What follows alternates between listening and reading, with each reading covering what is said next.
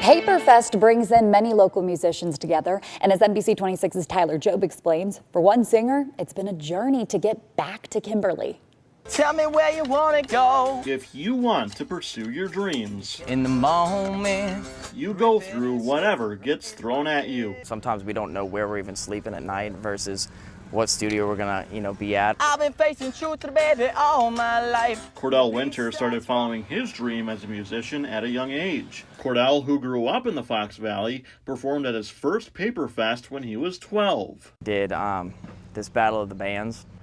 We ended up losing, which is kind of funny now. That was only just his beginning. Long story short, I went to Nashville and hit the scene down there really hard. He's been hitting the right notes in Music City. Cordell says he's worked with several artists there, including Kid Rock. He's a great dude, man. And it's also the birthplace of his current band, going by his own name.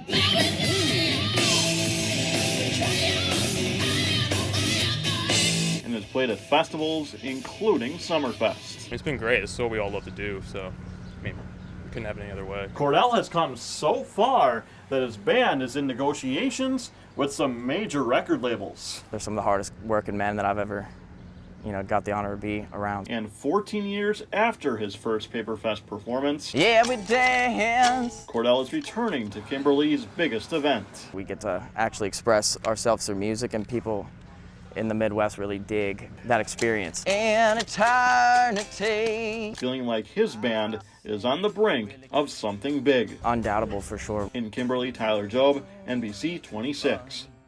Cordell and his band is performing at 9:45 tonight on the Venture, Wisconsin stage. They're releasing a new song called Feed Your Head this upcoming Friday. In national news, starting today, those experiencing a mental health crisis will have a new way to call for help. That new number is 988, and it will connect those in need with mental health professionals trained to respond to these emergencies. This new number is available 24/7, and advocates say it'll be easier to remember than the former 10-digit number. Anyone with the Wisconsin area code calling it will go to one call center in the state. Rebecca Clough takes us inside the 988 Center in Wisconsin. There are nearly twice as many suicides in this country than homicides, according to the CDC. With the launch of 988, call centers like this one are trying to change that. This is Wisconsin Lifeline in Green Bay. Wisconsin Lifeline, this is Jackie. Trained counselors answer calls for the National Suicide Prevention Lifeline for the state. How can I help you? On July 16th, this center becomes the primary answering center for anyone who dials the number 988 in Wisconsin. Anybody who dials that number with a Wisconsin area code is going to get connected into our center. We're going to be their primary center. We're covering all 72 counties in Wisconsin. The Wisconsin Lifeline call center was created during the pandemic. The people answering the phone are counselors trained to help people in crisis.